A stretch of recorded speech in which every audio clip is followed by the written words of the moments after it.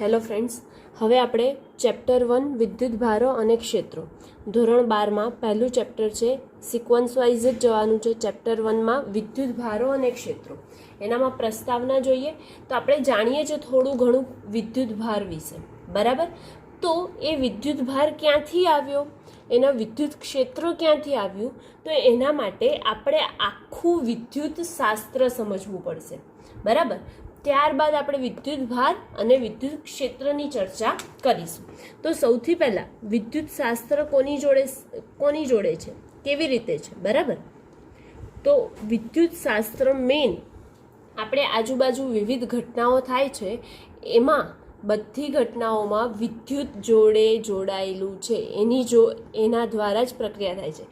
આપણે ધારો કે જોઈએ છે કે આકાશમાં મેઘગર્જના થાય છે, તો એ મેઘગર્જના થાય ત્યારે એ બંને વાદળો અથડાય છે ત્યારે વીજળી ઉત્પન્ન થાય છે, એ પણ એક વિદ્યુતનું કારણ છે. તેવી જ રીતે આપણા ઘરમાં બધા જે ઇલેક્ટ્રિક સાધનો ચલાવીએ છીએ, બરાબર, વિદ્યુતથી જે સાધનો ચાલે છે એ પણ આ વિદ્યુત ભારો અને વિદ્યુત શાસ્ત્રને જ આભારી છે, બરાબર. ત્યારબાદ આપણે હમણાં આ જે કોરોના કાળ ચાલે છે એનામાં હું તમને વિડીયો બનાવીને મોકલું છું, તમે વિડીયો જોવો છો, એ પણ કારણ શેનું છે, વિદ્યુતનું. જો આ હોત ના તો આપણે આવું બધું કશું કરી જ ના શક્યા હોત. એટલે કે આ ટેકનોલોજી જે છે વિદ્યુત ભાર અને વિદ્યુત શાસ્ત્ર પરથી જ બની છે. તો વિદ્યુત શાસ્ત્રમાં મુખ્યત્વે બે પ્રકાર પડે છે. કયા બે પ્રકાર પડે છે? તો બે પ્રકાર. એક તો પહેલું સ્થિત વિદ્યુત શાસ્ત્ર, બરાબર. નામની જોડે જ તમને ખબર પડી જશે કે શેની વાત છે. તો સ્થિત વિદ્યુત શાસ્ત્ર અને બીજું જે છે એ ગતિમાન વિદ્યુત શાસ્ત્ર. એટલે કે આને આપણે જો જાણવું હોય તો આપણે બોલી શકીએ કે સ્થિત વિદ્યુત શાસ્ત્ર જે સ્થિત હશે, એનામાં જે વિદ્યુત ભારો હશે એનો અભ્યાસ કરવામાં આવે છે ત્યારે કેવા હશે, સ્થિર હશે. માટે આપણે એને કેવું શાસ્ત્ર કહીએ છીએ, સ્થિત વિદ્યુત શાસ્ત્ર, જેને તમે કહી શકો કે સ્ટેટિક્સ. Okay, steady statics. અને ગતિમાન વિદ્યુત શાસ્ત્ર એટલે કે એવા વિદ્યુત ભારો હશે, ઇલેક્ટ્રોન હશે કે જે એ શું હશે, ગતિ કરતા હશે, બરાબર. એ વિદ્યુત ભારો શું કરતા હશે, ગતિ કરતા હશે. માટે આપણે એને કેવું શાસ્ત્ર કહી દઈશું, ગતિમાન વિદ્યુત શાસ્ત્ર. એટલે કે હમણાં જે આ ચેપ્ટર આપણે ભણીશું, કયું, પહેલું ચેપ્ટર વિદ્યુત ભારો અને ક્ષેત્રો, એમાં આપણે માત્ર સ્ટેટિક્સ, સ્થિર હોય એવા વિદ્યુત શાસ્ત્રનો જ અભ્યાસ કરવાનો છે, બરાબર. અને ડાયનેમિક્સ છે એ પહેલા બે ચેપ્ટર પછી આપણે ગતિક વિદ્યુત શાસ્ત્ર, એટલે જ્યારે વિદ્યુત ભારો ગતિમાં હશે એવા વિદ્યુત ભારોની આપણે ચર્ચા કરીશું, બરાબર. હવે સૌથી પહેલા ચેપ્ટરનું નામ છે વિદ્યુત ભારો. તો આપણે પ્રસ્તાવના પતી ગઈ આપણી. એવી જ રીતે વિવિધ આપણે અલગ અલગ કપડાં હોય છે, એ કપડામાં જો ધારો કે શિયાળામાં તમે જોયું હશે કે સિન્થેટિક કપડાં હોય અથવા તો સ્વેટર જેવા કપડાં હોય, આપણે કાઢતા હોઈએ ત્યારે શું અવાજ આવે, તડ અવાજ આવે છે, અથવા તો શોર્ટ લાગે છે, બરાબર. તો એ શોક લાગે એનું કારણ શું, એનામાં વિદ્યુત ઉત્પન્ન થયું હતું, માટે એનામાં શોક લાગ્યો હતો, બરાબર. હવે આપણે સમજવું જરૂરી છે કે વિદ્યુત ભાર શું છે, ક્યાંથી આવ્યો વિદ્યુત ભારનો શબ્દ, વિદ્યુત શબ્દ ક્યાંથી આવ્યો એ આપણે જોઈએ. તો સૌથી પહેલા વિદ્યુત ભાર, બરાબર. તો કોઈ પણ દ્રવ્ય બે કણના બનેલો હોય છે, બરાબર. એ કોઈ પણ દ્રવ્ય જે બે કણના બનેલા હોય છે એનામાંથી એક હોય છે ઇલેક્ટ્રોન અને બીજું હોય છે પ્રોટોન, બરાબર. તો કોઈ પણ વસ્તુ છે વિદ્યુત ભારમાં, એ કોઈ પણ બે વિદ્યુત ભાર હોય છે, એના પણ બે પ્રકાર આવી જશે. કયા કયા? આ તો તમે જાણો છો, ધન વિદ્યુત ભાર અને ઋણ વિદ્યુત ભાર. એટલે કે કોઈ પણ દ્રવ્ય છે, કોઈ પણ વસ્તુ છે, એનામાં જે કણ હોય છે એ કણના તો બનેલા હોય જ છે, તો જ આખો એક પદાર્થ બની શકે, બરાબર. આ વિદ્યુત શબ્દ આવ્યો ક્યાંથી? તો વિદ્યુત શબ્દ એક ગ્રીક શબ્દ ઇલેક્ટ્રોન પરથી એનું નામ આપણે શું પાડ્યું છે, વિદ્યુત. અને ઇલેક્ટ્રોનનો અર્થ એવો થાય છે કે એમ્બર. આપણે જે કોઈ કપડાં લઈએ એટલે કે ઈસવીસન પૂર્વે આ ઇલેક્ટ્રોન વિદ્યુતની શોધ ક્યારે થઈ હતી? તો વિદ્યુતની શોધ ઈસવીસન પૂર્વે 600માં ગ્રીસના થેલ્સ ઓફ માઇલેટ્સ એ કરી હતી. ઓકે, હવે આપણે એ બધું જાણીને એટલું કંઈ કામ નથી, આપણે મેઇન વાત પર આવીએ. વિદ્યુત ભાર. તો વિદ્યુત ભારના પણ મુખ્યત્વે કેટલા પ્રકાર છે? તો 2 પ્રકાર છે. કયા 2 પ્રકાર છે? તો વિદ્યુત ભારના 2 પ્રકાર કયા? એક તો ધન વિદ્યુત ભાર,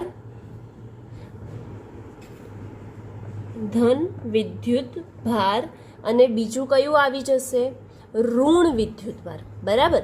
હવે આપણે એ પણ જાણીએ છીએ કે ધન વિદ્યુત ભારમાં શું આવશે અને ઋણ વિદ્યુત ભારમાં શું આવશે. કેમ કે મેં તમને પહેલા જ કહી દીધું કે કોઈ પણ દ્રવ્ય છે એ 2 કણનો બનેલો હોય, 2 અથવા 2 કરતાં વધારે કણ હોય તો જ એક આખો પદાર્થ બની શકે છે. તો આ જે છે એ 2 કણનો બનેલો છે. કયા 2? તો એક તો શું છે? ઇલેક્ટ્રોન. બરાબર. એક શું છે? ઇલેક્ટ્રોન. અને બીજું શું છે? તો બીજું છે પ્રોટોન. ઇલેક્ટ્રોનને શેનાથી દર્શાવીએ? તો ઈ, અને એના ઉપર જો ઋણ હશે તો માઇનસ અને ધન હોય તો પ્લસ. અને પ્રોટોનને મોસ્ટલી આપણે શેનાથી બતાવીએ છીએ? તો પી પ્લસથી બતાવીએ છીએ. બરાબર. હવે ધન વિદ્યુત ભાર અને ઋણ વિદ્યુત ભાર. તો ધન વિદ્યુત ભારમાં શું આવી જશે? પ્રોટોન આવી જશે, જોવાય જ છે. અને ઋણ વિદ્યુત ભારમાં શું આવશે આપણી જોડે? ઇલેક્ટ્રોન. હવે પ્રોટોન અને ઇલેક્ટ્રોન આ બંનેની વાત કરીએ, આપણે જાણીએ છીએ. હવે આપણે જે વિદ્યુત ભાર છે, બરાબર, એનામાં ઇલેક્ટ્રોન છે. તો જો હવે 2 જુદા જુદા એટલે કે એક પ્રોટોન અને એક ઇલેક્ટ્રોન, એ 2 જુદા જુદા વિદ્યુત ભારો લગાવીએ તો એમની વચ્ચે કેવું બળ લાગે છે? અને 2 સરખા વિદ્યુત ભાર હોય તો કેવું બળ લાગે છે એની ચર્ચા આપણે કરીએ. ઓકે, હવે આપણે એક પ્રયોગ કરીએ. ધારો કે આપણે એક પ્રયોગ કરીએ છીએ. ધન વિદ્યુત ભાર અને ઋણ વિદ્યુત ભાર 2 પ્રકાર હતા. તો ધન વિદ્યુત ભારમાં આપણે શું લેતા હોઈએ છીએ? પ્રોટોન મુખ્યત્વે. અને ઋણ વિદ્યુત ભાર તરીકે શું હોય છે? ઇલેક્ટ્રોન હોય છે. તો ધારો કે હું એક પ્રયોગ કરું છું અને 2 ધન વિદ્યુત ભાર હું લઉં છું. બરાબર. 2 ધન વિદ્યુત ભાર એટલે કે 2 પ્રોટોન લઉં છું અને એ બંને પ્રોટોન વચ્ચેનું અંતર ધારો કે 1 સેન્ટીમીટર જેટલું રાખું છું. કેટલું? 1 સેન્ટીમીટર જેટલું એ બંને વચ્ચેનું અંતર રાખું છું. તો હવે આ બંને વિદ્યુત ભારો કેવા છે? અલગ અલગ કે સરખા? તો સરખા છે. તો જ્યારે પણ 2 સરખા વિદ્યુત ભારો એટલે કે 2 પ્રોટોન વચ્ચે લાગતું બળ કેવા પ્રકારનું થઈ જશે? તો 2 પ્રોટોન વચ્ચે લાગતું બળ, આ બંને એકબીજાથી 1 સેન્ટીમીટર અંતરે મૂકીએ છીએ ત્યારે આ બંને એકબીજાને અપાકર્ષે છે. એટલે કે તેમની વચ્ચે લાગતું બળ અપાકર્ષી પ્રકારનું હોય છે. અપાકર્ષી પ્રકારનું બળ લાગે છે. બરાબર. અને તે ધારો કે અંદાજિત 2.3 ગુણ્યા 10⁻²4 ન્યૂટન જેટલું લાગે છે અપાકર્ષી બળ. તેવી જ રીતે હવે હું એવી જ રીતનો પ્રયોગ લઉં છું, પરંતુ જે ધન વિદ્યુત ભાર લીધા હતા એની જગ્યાએ આપણે હવે શું લઈએ? ઋણ વિદ્યુત ભાર. તો ઋણ વિદ્યુત ભાર જ્યારે લઈએ છીએ એટલે કે 2 ઇલેક્ટ્રોન લઉં છું. 2 સરખા જ વિદ્યુત ભાર છે ને, એટલે કે ઋણ જ છે. તો જો 2 સરખા વિદ્યુત ભાર એટલે કે 2 ઇલેક્ટ્રોન વચ્ચે કોઈ ચોક્કસ અંતરે મૂકવામાં આવે અને હું એનો પ્રયોગ કરું છું, તો એ પ્રયોગમાં મને ફરીથી એવું જ જોવા મળે છે જે ધન વિદ્યુત ભારમાં થયું હતું. શું? કે તેમની વચ્ચે જે બળ લાગે છે તે કેવા પ્રકારનું હોય છે? અપાકર્ષી પ્રકારનું બળ હોય છે. અને તે જે બળ લાગે છે તે અંદાજિત 2.3 ગુણ્યા 10⁻⁴ જેટલું જ હોય છે. 2.3 × 10⁻⁻24 ન્યૂટન જેટલું હોય છે. હવે આ બંને જે છે 2 સરખા વિદ્યુત ભાર લીધા. ધ્યાનથી સાંભળજો. 2 સરખા વિદ્યુત ભાર લીધા એટલે કે બંને ધન લીધા કાં તો બંને ઋણ લીધા. તો આવા પ્રકારના જે હોય તેમને સજાતીય કહેવામાં આવે છે. બરાબર. જાણીએ છીએ આપણે કે સજાતીય અને વિજાતીય શું છે? તો 2 સરખા હોય તો એ સજાતીય થશે અને 2 જુદા જુદા અલગ પડે તેને શું કહેવાય છે? વિજાતીય. બરાબર. હવે ત્રીજું, તો ધારો કે હું હવે એક ધન વિદ્યુતભાર લઉં છું અને એક ઋણ વિદ્યુતભાર લઉં છું, તો મારી પાસે ફરીથી એક ધન વિદ્યુતભાર છે અને એક ઋણ વિદ્યુતભાર છે. તેમને તેટલા જ અંતરે એટલે કે 1 સેન્ટીમીટર જેટલા અંતરે હું ધારીને અહીંયા મૂકી દઉં છું. તો હવે આ બંનેને હું એકબીજાથી થોડેક 1 સેન્ટીમીટર જેટલા અંતરે મૂકું છું, ત્યારે તેમની વચ્ચે લાગતું જે બળ છે તે બળ આકર્ષી પ્રકારનું બળ હોય છે અને તે બળ જે છે એ પણ 2.3 ગુણ્યા 10⁻²4 ન્યૂટન જેટલું થાય છે. બરાબર, એટલે કે આ બળ જે છે એ આકર્ષી પ્રકારનું છે, જ્યારે આ બંને છે એ કેવા છે? અપાકર્ષી પ્રકારના. અને આમાં કેવા લીધા આપણે વિદ્યુતભારો? સજાતીય કે વિજાતીય? તો બંને જુદા જુદા હોય અને આપણે શું કહેતા હોઈએ છીએ? વિજાતીય. બરાબર, તો આનામાં જે આપણે લીધા છે એ કેવા પ્રકારના છે? વિજાતીય. હવે આપણે એક બીજી વસ્તુ જાણવી જરૂરી છે કે ધન વિદ્યુતભારમાં આપણે પ્રોટોન લઈએ છીએ, જ્યારે ઋણ વિદ્યુતભાર તરીકે આપણે ઇલેક્ટ્રોન લેતા હોઈએ, તો પ્રોટોન પરનો વિદ્યુતભાર અને ઇલેક્ટ્રોન પરનો વિદ્યુતભાર કેટલો છે, એટલે કે એમનું મૂલ્ય, વિદ્યુતભારના મૂલ્ય આપણે જાણવા જરૂરી છે. તો સૌથી પહેલા આપણે પ્રોટોન લઈ લઈએ. તો પ્રોટોન પરનો વિદ્યુતભાર જે છે તે 1.6 ગુણ્યા 10⁻19 કુલમ જેટલું હોય છે. કેટલું હોય છે? પ્રોટોન પરનો વિદ્યુતભાર 1.6 ગુણ્યા 10⁻19 કુલમ જેટલું હોય છે. જ્યારે ઇલેક્ટ્રોન પરનો પણ માપવામાં આવે છે, ત્યારે ઇલેક્ટ્રોન પરનો વિદ્યુતભાર તે -1.6 ગુણ્યા 10⁻19 કુલમ જેટલો હોય છે, એટલે કે -1.6 × 10⁻−19 કુલમ જેટલો હોય છે. હવે આ બંનેમાં શું જોવાય છે કે તેમના મૂલ્ય સમાન છે, પરંતુ તેમાં જે વિદ્યુતભારનું મૂલ્ય એટલે કે ઇલેક્ટ્રોન છે, આ નિશાની શું દર્શાવશે? આ ઋણ વિદ્યુતભાર છે, જ્યારે આની નિશાની ધન છે, એટલે કે શું દર્શાવશે? આ ધન વિદ્યુતભાર છે. બરાબર, હવે આ જે મૂલ્યમાં આપ્યું અથવા તો કેટલા પદાર્થમાં કેટલો વિદ્યુતભાર છે તે શોધવા માટેનું એક સાધન છે, જેનું નામ છે ઇલેક્ટ્રોસ્કોપ. શું? પદાર્થમાં કેટલો વિદ્યુતભાર છે અથવા તો પદાર્થ કેટલા વિદ્યુતભારને પારખવા માટે એક સાધન છે માપવા માટેનું, જેને આપણે શું કહીએ છીએ? ઇલેક્ટ્રોસ્કોપ વપરાય છે, કે પદાર્થમાં કેટલા વિદ્યુતભાર છે એનું કેલ્ક્યુલેશન કરવા માટે આપણે શોધી શકીએ છીએ. હવે આપણે વાત તો કરી જ લીધી છે કે સજાતીય વિદ્યુતભાર અને વિજાતીય વિદ્યુતભાર એટલે શું? તો સજાતીય વિદ્યુતભાર એટલે શું થઈ જશે કે બંને ધન અથવા બંને ઋણ હશે, તો એ કેવા પ્રકારના થઈ જશે? સજાતીય વિદ્યુતભાર. પરંતુ એક ધન અને એક ઋણ હશે તો એ પ્રકાર એટલે કેવો થઈ જશે? વિજાતીય વિદ્યુતભાર. હવે સજાતીય વિદ્યુતભાર, વિજાતીય વિદ્યુતભાર પછી એક હજી આવશે. કયો આવશે? તો તટસ્થ. તો તટસ્થ પદાર્થ ક્યારે કહેવાશે? તો તટસ્થ પદાર્થ એને કહીશું આપણે કે જ્યારે જે પદાર્થમાં વિદ્યુતભાર હોતો જ નથી, એટલે કે જે પદાર્થ વિદ્યુતભાર ધરાવતો નથી તેમને આપણે કેવો પદાર્થ કહી દઈશું? તટસ્થ પદાર્થ કહેવામાં આવે છે. જે પદાર્થ વિદ્યુતભાર ધરાવતો નથી તેવા પદાર્થને તટસ્થ પદાર્થ કહે છે. હવે આ જે તટસ્થ પદાર્થ હોય છે તેનામાં ઇલેક્ટ્રોન અને પ્રોટોનની સંખ્યા તો હોય જ, તો જે તટસ્થ પદાર્થ હશે એનામાં પ્રોટોનની સંખ્યા અને ઇલેક્ટ્રોનની સંખ્યા બંને કેવી હશે? એક સરખી હશે, એટલે કે સમાન હશે. એટલે તમે લખી શકો કે પ્રોટોનની સંખ્યા બરાબર ઇલેક્ટ્રોનની સંખ્યા હોય ત્યારે જ પદાર્થ કેવો બને છે? તટસ્થ બને છે. બંનેમાં જો પદાર્થમાં ઇલેક્ટ્રોન ને પ્રોટોનની સંખ્યા બંને કેવી હોય? સમાન હોય, તો તે પદાર્થ તટસ્થ બને છે. બરાબર. હવે આપણે જે જોયું કે વિદ્યુત ભારિત પદાર્થ કોને કહી શકીએ આપણે? તો વિદ્યુત ભારિત પદાર્થ એને કહી શકાય આપણે કે જો તેનામાં એકમાં વિદ્યુત ભારિત પદાર્થ એટલે કે કાં તો તે ધન વિદ્યુત ભારિત પદાર્થ હશે, કાં તો તે કેવો પદાર્થ હશે, ઋણ વિદ્યુત ભારિત હશે. તો ધન વિદ્યુત ભારિત પદાર્થ ક્યારે બનશે?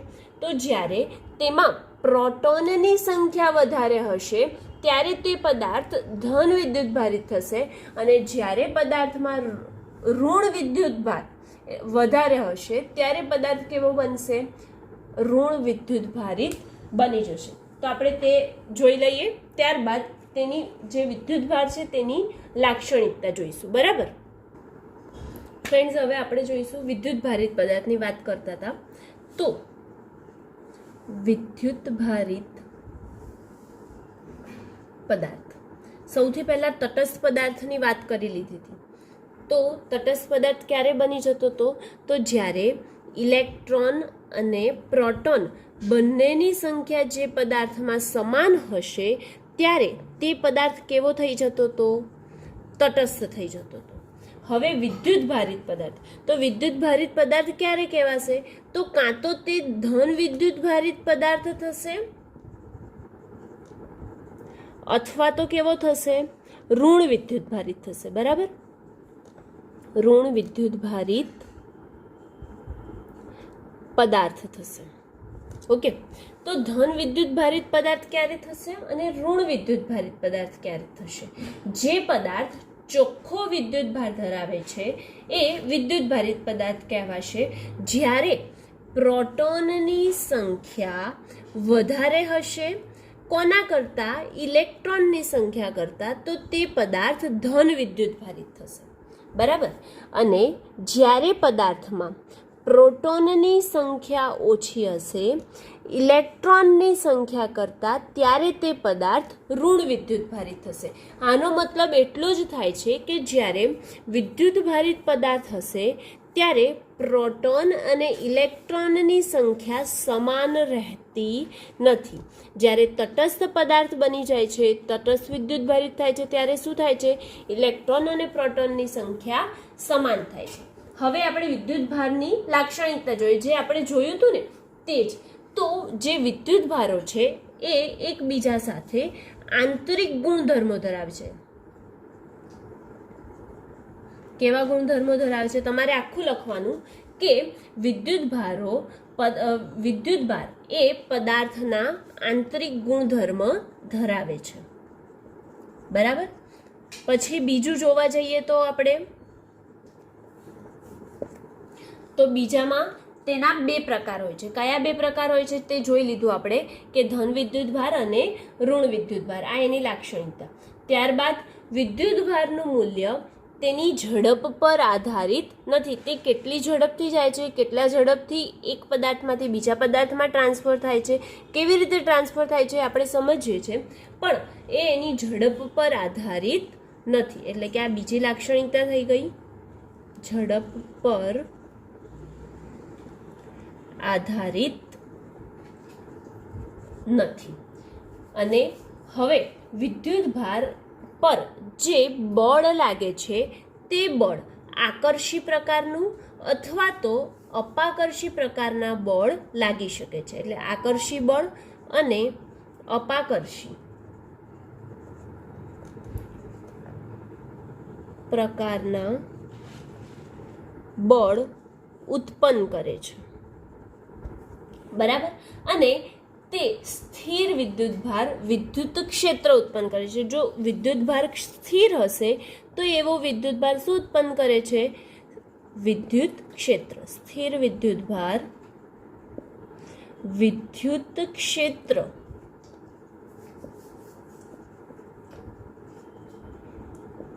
ઉત્પન્ન કરે છે.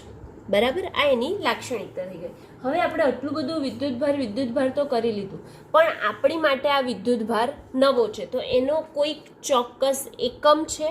બરાબર, અને તેનું પારિમાણિક સૂત્ર છે. કોઈ પણ નવી વસ્તુ આવે એટલે એનો એકમ અને પારિમાણિક સૂત્ર આવી જ જાય. તો વિદ્યુત ભારનો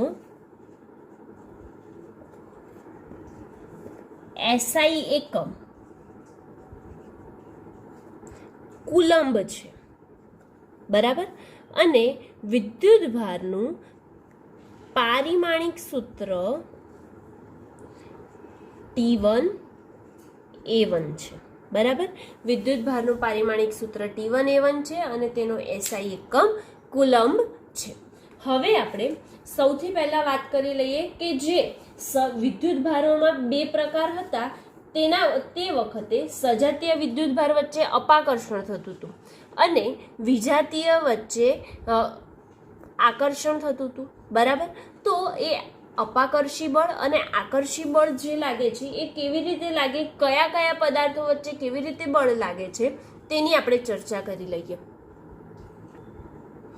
વિદ્યુતભારમાં જે સજાતીય વિદ્યુતભાર હોય તો અપાકર્ષણ બળ અને વિજાતીય વિદ્યુતભાર હોય તો આકર્ષણ બળ લાગે છે તે આપણે આ અમુક આકૃતિ દોરેલી છે તેના પરથી સમજીએ.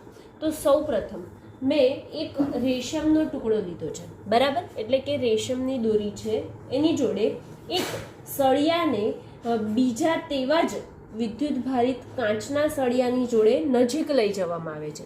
એક કાચનો સળિયો રેશમની દોરી જોડે બાંધેલો છે અને બીજો તેવો જ રેશમના ટુકડા જોડે ઘસેલો કાચનો સળિયો તેની નજીક લઈ જવામાં આવે છે. ત્યારે આપણે જોઈ શકીએ છીએ કે બંને કેવા વિદ્યુત ભારિત થઈ જાય છે, ધન વિદ્યુત ભારિત થઈ જાય છે. માટે આ સળિયો જે છે એ શું થાય છે, દૂર જાય છે. પેલો સળિયો તો આપણે પકડેલો છે એટલે એ દૂર નથી જવાનો, પરંતુ જે બીજો સળિયો છે એ ક્યાં જાય છે, દૂર જાય છે.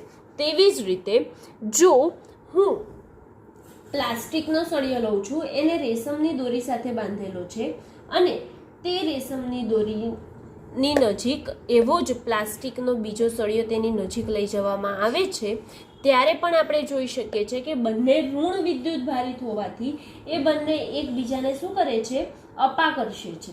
હવે એ બંને એકબીજાને અપાકર્ષે છે એનો મતલબ કે એમની વચ્ચે અપાકર્ષણ બળ લાગે છે અને એકબીજાથી દૂર જાય છે.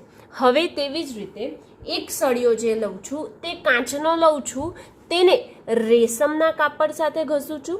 જ્યારે પ્લાસ્ટિકનો સળિયો લઉં છું તો પ્લાસ્ટિકના સળિયાને ઋણ વિદ્યુત ભારિત કરવા માટે હું બિલાડીના ફર એટલે કે બિલાડીનું જે ચામડું છે એની સાથે હું ઘસું છું. તો પ્લાસ્ટિકનો સળિયો ઋણ વિદ્યુત ભારિત થાય છે, જ્યારે કાચનો સળિયો જે છે તે ધન વિદ્યુત ભારિત થાય છે. માટે એક ધન વિદ્યુત ભાર અને એક ઋણ વિદ્યુત ભાર છે. તો આકૃતિમાં આપણે જોઈ શકીએ છીએ કે કાચનો સળિયો જે છે એ પ્લાસ્ટિકના સળિયા તરફ જાય છે, એટલે કે તેઓ એકબીજાને શું કરે છે, આકર્ષે છે. એટલે કે આ પ્રકારનું જે બળ છે એ આકર્ષી પ્રકારનું છે, જ્યારે આ બંનેમાં જે બળ લાગે છે તે કેવા લાગે છે, તો અપાકર્ષી પ્રકારના બળ લાગે છે. આનામાં સજાતીય વિદ્યુત ભાર હશે ત્યારે અપાકર્ષી બળ જ લાગશે, જ્યારે વિજાતીય વિદ્યુત ભારિત હશે ત્યારે તેમની વચ્ચે આકર્ષી બળ લાગે છે. તેવી જ રીતે મેં નીચે બીજી 3 આકૃતિ દોરી છે. બરાબર. હવે આ ત્રણેય આકૃતિમાં આપણે જોઈ શકીએ કે આકર્ષણ અને અપાકર્ષણ એટલે કે આ બીજો પ્રયોગ કરીએ છીએ. પહેલો પ્રયોગ પૂરો થયો, બીજો પ્રયોગ કરીએ છીએ ત્યારે હું એક રેશમની દોરી સાથે લટકાવેલ 2 નાના પોલિસ્ટેરીનના બોલ છે. બરાબર. 2 નાના બોલ લીધા છે જે પોલિસ્ટેરીનના છે અને તેને રેશમની દોરી સાથે બાંધી દીધા છે. હવે આ રેશમની દોરી સાથે બાંધી અને તેમને પ્લાસ્ટિકના સળિયા જોડે સ્પર્શ કરાવીને તેમને નજીક લાવવાનો પ્રયત્ન કરવામાં આવે છે, પરંતુ તેઓ એકબીજાની નજીક આવતા નથી. કેમ નથી આવતા? કેમ કે તેને બંનેને શેનાથી ઘસ્યા છે, આપણે પ્લાસ્ટિકના સળિયા જોડે સ્પર્શ કરાવીને લાવ્યા છે. બંનેને પ્લાસ્ટિકના સળિયા જોડે સ્પર્શ કરાવીને લાવ્યા માટે બંને પર વિદ્યુત ભારિત કેવા હશે, ઋણ વિદ્યુત ભાર હશે. કેમ કે પ્લાસ્ટિકનું સળિયો કેવું ધરાવશે, ઋણ વિદ્યુત ભાર ધરાવશે. માટે હવે તો એમની વચ્ચે કેવું બળ લાગે છે, અપાકર્ષી પ્રકારનું. એટલે કે બંને એકબીજાથી શું જાય છે, દૂર જતા હોય છે તેવું જોવાશે. હવે તેવી જ રીતે મેં એક નાયલોન અથવા રેશમની દોરીને બાંધી દીધા છે પોલિસ્ટીરેનના 2 બોલ. બરાબર. હવે આ જે 2 બોલ બાંધ્યા છે એ બંને બોલને હું રેશમના કપડા સાથે ઘસેલા કાચના સળિયા જોડે નજીક લઈ જાઉં છું. રેશમના કપડા જોડે આ મેં કાચનો સળિયો છે તેને ઘસ્યું છે અને તેની નજીક લઈ જાઉં છું. તો તેના કારણે તેની નજીક લઈ જવાથી આ બોલ પણ ધન વિદ્યુત ભાર થશે અને આ બોલ જે છે એ પણ ધન વિદ્યુત ભાર થશે. માટે તેઓ એકબીજાને શું કરે છે, અપાકર્ષે છે. એટલે કે આ બંને પણ સજાતીય વિદ્યુતભાર છે, માટે એકબીજાને શું કરે છે? અપાકર્ષે છે. તેવી જ રીતે એક ત્રીજી આકૃતિ દોરી છે. તેમાં આ જે બંને બોલ છે, પોલિસ્ટરીનના બોલ છે, એ બંને બોલમાં એક બોલને હું પ્લાસ્ટિકના સળિયા સાથે ઘસું છું. જે પ્લાસ્ટિકનો સળિયો કોની સાથે ઘસેલો હતો? તો બિલાડીના ફર સાથે ઘસેલો હતો. જ્યારે બીજો બોલ છે જેને હું કાચના સળિયાની નજીક લઈ જાઉં છું અને તેને સ્પર્શ કરાવું છું, તે કાચનો સળિયો રેશમના કાપડ સાથે ઘસેલો હતો. તો આ બંને બોલ એક ઋણ વિદ્યુતભારિત બની ગયો પ્લાસ્ટિકના સળિયાના લીધે, અને એક બોલ ધન વિદ્યુતભાર બની ગયો. કોના કારણે? કાચના સળિયાના લીધે. આ બંને એક ધન અને એક ઋણ વિદ્યુતભારિત થાય છે, માટે બંને એકબીજાને શું કરે છે? નજીક આવે છે. એનો મતલબ એ થયો કે બંને વિજાતીય વિદ્યુતભાર છે, માટે એકબીજાને શું કરે છે? આકર્ષે છે. મિત્રો, હવે આ વિદ્યુતભાર જે છે એની ચર્ચા અહીંયા ઓલમોસ્ટ આપણે કમ્પ્લીટ કરીએ છીએ. એટલે કે લાક્ષણિકતા અને જે સજાતીય વિદ્યુતભાર અને વિજાતીય વિદ્યુતભાર છે એમની ચર્ચા આપણે અહીંયા કમ્પ્લીટ કરીએ છીએ. પરંતુ તે પહેલાં આપણે આના પરથી એટલું તારણ કાઢી શકીએ કે બે પ્રકારના વિદ્યુતભારને જુદા પાડતું, બંનેને અલગ અલગ તો પાડે જ છે. એક ધન વિદ્યુતભાર અલગ કરીએ છીએ, એક આપણે ઋણ વિદ્યુતભાર અલગ કરીએ છીએ. તો આ બંનેને જુદા પાડતું જે ગુણધર્મ છે તેને વિદ્યુતભારનું ધ્રુવત્વ કહેવામાં આવે છે. ધ્રુવત્વ ધેટ મીન્સ કે પોલારિટી કહેવામાં આવે છે. તમને કદાચ વ્યાખ્યા પૂછી શકે, એક માર્કના એમસીક્યુમાં પૂછી શકે કે પોલારિટી એટલે કે વ્યાખ્યામાં ઓપ્શનમાં મૂકી શકે કે બે પ્રકારના, તો તમને વ્યાખ્યા ખબર હોવી જોઈએ. બે પ્રકારના વિદ્યુતભારોને જુદા પાડતા ગુણધર્મને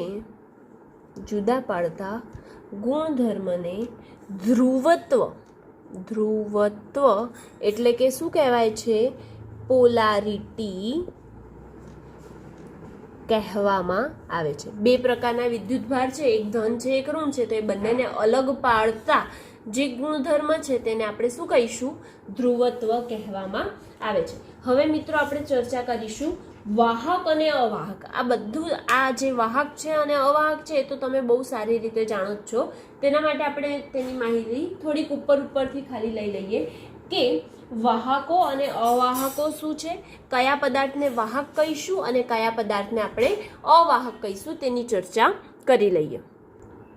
મિત્રો, હવે વાહકો અને અવાહકો છે તો એ કોના વાહક અને અવાહક છે? વિદ્યુતના જ વાહક અને અવાહક હશે, બરાબર? તો આપણે સૌથી પહેલા વાહક પદાર્થ એટલે શું અને અવાહક પદાર્થ એટલે શું, એટલે કે તેમની વ્યાખ્યા જાણવી જરૂરી છે. તો આપણે એ બંનેને છૂટા પાડી શકીશું કે આ પદાર્થને આપણે વાહક કહીશું અને આ પદાર્થને અવાહક કહીશું. તો જે દ્રવ્યો તેમનામાંથી વિદ્યુતને સહેલાઈથી પસાર થવા દે છે તેવા પદાર્થને આપણે વાહક પદાર્થો કહીશું, વિદ્યુતના વાહક પદાર્થ, બરાબર? તો આપણે વ્યાખ્યા લખી કાઢીએ કે જે દ્રવ્યો તેમનામાંથી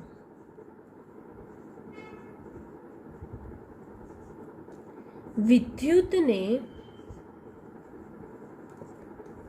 સહેલાઈથી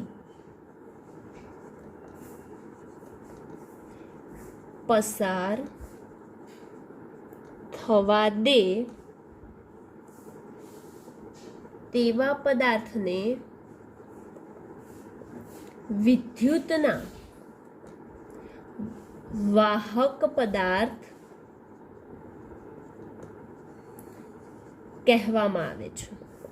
હવે એક્ઝેક્ટ આનાથી ઊંધું આપણે લઈશું તો એ કેવા પદાર્થ બની જશે? અવાહક. એટલે કે તમે વ્યાખ્યા બોલી શકો કે જે દ્રવ્યો તેમનામાંથી વિદ્યુતને પસાર થવા દેતા નથી તેવા પદાર્થને વિદ્યુતના અવાહક પદાર્થ કહેવામાં આવે છે. તો સૌથી પહેલા આપણે આની પણ વ્યાખ્યા લઈ લઈએ, પછી એ બંનેના આપણે જુદા પાડી દઈએ કે કયા પદાર્થો વાહક કહેવાશે, કયા પદાર્થને આપણે અવાહક કહી શકીએ, બરાબર? તો જે પદાર્થ અથવા તો જે દ્રવ્ય, તમારે જે લખવું હોય, જે પદાર્થ વિદ્યુત પસાર થવા દેતા નથી, જે પદાર્થ વિદ્યુત પસાર થવા દેતા નથી તેવા પદાર્થને અવાહક પદાર્થ કહેવામાં આવે છે. અથવા તો તમે આની વ્યાખ્યા આ રીતે પણ લખી શકો, જે હું પહેલાં બોલી કે જે દ્રવ્યો તેમનામાંથી વિદ્યુતને પસાર થવા દેતા નથી તેવા પદાર્થને વિદ્યુતના અવાહક પદાર્થ કહેવામાં આવે છે. જો લાંબી વ્યાખ્યા બોલવી હોય તો તમે આ રીતે બોલી શકો. હવે એમના ઉદાહરણ લઈ લઈએ. બરાબર, વાહક પદાર્થના અને અવાહક પદાર્થના. તો આપણે જાણીએ છીએ કે વાહક પદાર્થ જે છે એ તેમનામાં ઇલેક્ટ્રોન કેવા હોય છે? મુક્ત હોય છે. એટલે વાહક પદાર્થો મુક્ત ઇલેક્ટ્રોન ધરાવે છે. માટે જેવી રીતે કે ધાતુ છે એ બધી ધાતુઓ કેવા પદાર્થમાં આવી જશે? વાહકમાં. બરાબર. ત્યારબાદ પાણીને આપણે કોઈ વિદ્યુત એટલે કે કોઈ આપણે જાણીએ કે આ ઇલેક્ટ્રિસિટી છે, કોઈ વાર પ્રવાહ પસાર થતો હોય અને એની જોડે પાણીવાળા હાથ કે કંઈ લગાવીએ, વરસાદમાં આપણને શોક લાગે છે, એનો મતલબ એ થયો કે પાણી એ વિદ્યુતનું કેવું છે? વાહક છે. ત્યારબાદ માનવ શરીર, હ્યુમન બોડી જે છે એ પણ કેવું છે? વાહક છે. આપણને કરંટ લાગે છે? હા, લાગે છે, એટલે કે માનવ શરીર પણ વિદ્યુતનું વાહક છે. તેવી જ રીતે પૃથ્વી, આખી પૃથ્વી છે એ કેવી છે? વાહક છે. ત્યારબાદ પ્રાણીનું શરીર, જેવી રીતે મનુષ્યનું શરીર હશે તો પ્રાણીનું શરીર પણ કેવું છે? વાહક છે. હવે અવાહક. તો અવાહક આપણે અમુક વાર ઇલેક્ટ્રિક કામ કરતા હોઈએ છીએ ત્યારે ચપ્પલ પહેરીએ છીએ, રબરના ચપ્પલ. બરાબર, પ્લાસ્ટિકના ચપ્પલ. તો રબર છે, પ્લાસ્ટિક છે, લાકડું છે, આ બધા કેવા પદાર્થો થઈ જશે? અવાહક. એવી જ રીતે નાયલોન છે, કાચ છે, આ બધા કેવા પદાર્થ કહેવાશે? અવાહક પદાર્થ કહેવામાં આવે છે. બરાબર. હવે આપણા શરીરના મારફતે પણ આપણે વિદ્યુતભારિત પદાર્થને પૃથ્વીના સંપર્કમાં લાવવામાં આવે છે ત્યારે એ બધો ક્ષણિક પ્રવાહ રચીને જમીનમાં જતો રહે છે. બરાબર. અને આ જે જમીનમાં જતો રહે એટલે કે આપણું શરીર અને પૃથ્વી વચ્ચેના વિદ્યુતભારની વહેંચણીની આ પ્રક્રિયાને આપણે અર્થિંગ કહે છે. તમે 10મા ધોરણમાં ભણીને આવ્યા છો અર્થિંગ. બરાબર. તો અર્થિંગ એટલે શું? કે આપણું શરીર મારફતે જે વિદ્યુતભાર હતો તે બધો વિદ્યુતભાર પૃથ્વીના સંપર્કમાં લાવવામાં આવે તો તે પદાર્થ બધો જમીનમાં જતો રહે છે અને એ જમીનમાં ચાલ્યો જાય અને આ જે પ્રક્રિયા થાય છે એને શું કહીશું આપણે? તો અર્થિંગ છે એવું કહેવામાં આવે છે. અમુક વાર આપણા ઘરોમાં અર્થિંગ નથી હોતું, એના કારણે આપણા મોટા મોટા જે સાધનો છે, ઇલેક્ટ્રિક સાધન, જેવી રીતે કે ટીવી છે, ફ્રીજ છે, વોશિંગ મશીન છે, એસી છે, એ બધામાં અર્થિંગ રહેવું જરૂરી છે. જો અર્થિંગ ના હોય તો તમે કોઈક વાર તે મેટલની વસ્તુ હશે તો તેના અડો છો તો તમને ઝીણો ઝીણો કરંટ આવે છે એવું લાગે છે. જો અર્થિંગ હશે તો આ વસ્તુ આપણે ટાળી શકીએ છીએ. એટલે કે ઘરમાં અર્થિંગ હોવું જરૂરી છે. બરાબર. હવે એ અર્થિંગ જ્યારે થાય તેનામાં પણ 3 વાયર હોય. આ તમારી જાણકારી માટે જ છે કે તેનામાં 3 વાયર. કયા 3 વાયર હશે? તો એક તો ન્યુટ્રલ, અર્થિંગ અને જીવંત. જીવંત એટલે કે ધન હશે, તટસ્થ ન્યુટ્રલ હશે અને એક અર્થિંગ વાયર હશે. બરાબર. આપણા ઇસ્ત્રી, રેફ્રિજરેટર, ટીવી, વોશિંગ મશીન જેવા સાધનો છે એ સાધનોમાંથી અર્થિંગ સાથે જોડવામાં આવે છે. કેમ અર્થિંગ સાથે જોડવામાં આવે છે? કેમ કે જો આપણે તેની બોડીને ટચ કરીએ તો આપણને કરંટ લાગે છે અને એ કરંટથી બચવા માટે આપણે અર્થિંગ જોડે જોડી દઈએ તો એ કરંટ આપણને લાગતો નથી. માટે મુખ્યત્વે જરૂર તો આપણે આની જ છે કે શોકથી બચી શકીએ છીએ. બરાબર. અને અર્થિંગના લીધે આપણે માનવ શરીર તેમજ આજે આપણે વાપરીએ છીએ ટીવી, ફ્રીજ છે, વોશિંગ મશીન છે, એસી છે, ઇસ્ત્રી છે એટલે કે આયર્ન, એ જે વસ્તુ વાપરીએ છીએ એની રક્ષણ માટે, એટલે કે આપણે એને એ વસ્તુ શોર્ટ ના થઈ જાય એનાથી પણ આપણે બચાવી શકીએ છીએ અને આપણે આપણું બોડી પણ બચાવી શકીએ. કેવી રીતે? કોઈક વાર કરંટ લાગે, વધારે વોલ્ટેજનો કરંટ લાગી જાય કદાચ, તો અર્થિંગ ના હોય એના કારણે તો આપણે જાનહાનિ થઈ શકે છે. માટે આપણામાં અર્થિંગ હોવું મકાનોમાં જરૂરી છે. તો હવે વાહક અવાહક અર્થિંગ શું છે, વિદ્યુત ભાર, પ્રસ્તાવના, સજાતીય વિદ્યુત ભાર, વિજાતીય વિદ્યુત ભાર, આ બધાની ચર્ચા આપણે કરી છે. ઓકે, હવે નેક્સ્ટ વિડીયોમાં આપણે જોઈશું પ્રેરણ. પ્રેરણ દ્વારા જે વિદ્યુત ભારિત થાય છે તે વિદ્યુત ભાર સંરક્ષણનો નિયમ, ક્વોન્ટમીકરણ, તે બધી આપણે ચર્ચા નેક્સ્ટ વિડીયોમાં કરીશું.